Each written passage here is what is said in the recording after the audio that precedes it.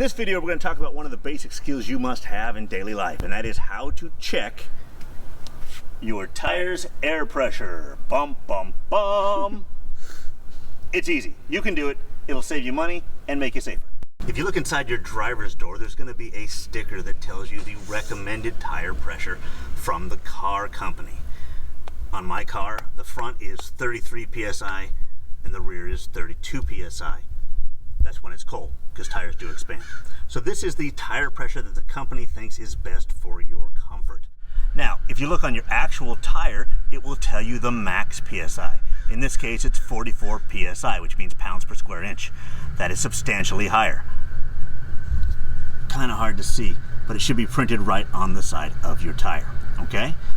This is the most air you can put in and still be safe. Notice it's substantially higher than what the manufacturer of the car recommended. That's because the tire is talking about safety, the car company is talking about comfort.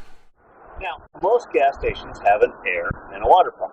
In California, the law says that if you buy gas, it's supposed to be free. But a lot of these have credit card readers on them or change. So if that's the case, go inside if you have bought gas and ask them to go ahead and turn on the pump for you. If they don't do that, go somewhere else. Now, the air pumps are going to have their own air meter. This one might be broken, but as you fill up your tire, it pops out and tells you how much air pressure you have in your tire. It's kind of hard to use and not that accurate. So I do suggest that you spring for your own.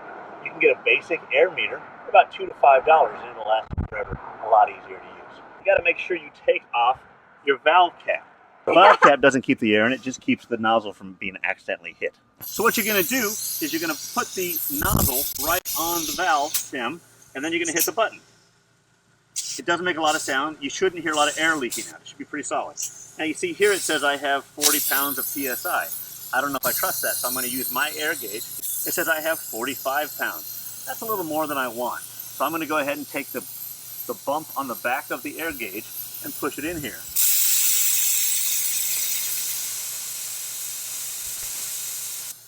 Shove in and try again.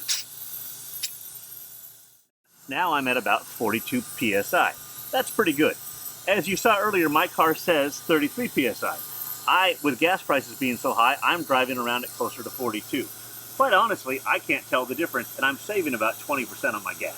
So, keeping your tires filled up is an easy way to do that, okay?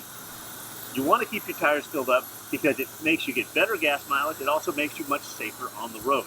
If your tires are underinflated, they're going to wear unevenly. Mine actually have done that because I was sloppy about it, and that will cost you more money.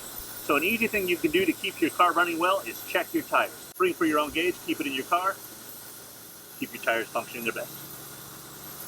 Subscribe and like, please. Peace.